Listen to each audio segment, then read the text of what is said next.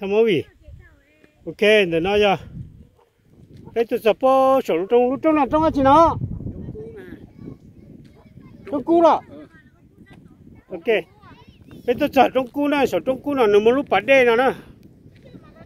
nữa từ lúc bắt đê nào mà hầu rong chua hầu rong chua nào nữa mong mình là số tám mong cắt tên mà tôi chơi bắt đê nào hầu sư ta sẽ lúc bắt đê nào mà lỡ hạt ya ô tôi cho là ô mà ô hậu thế gì nữa ô sao mà hậu lúc bắt đê nào thế gì ô đà thế ô hậu thế nâng hậu thế mà rong chua tại sân cho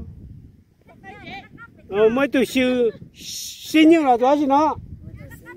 mấy tụi xin nhưng nhá hôm nào tới gì mà mình cả tôi chỉ mình cả cho ông mù đa đa chỉ dùng cái tụi xin nhưng được kia chỉ bảo tụi ra dân là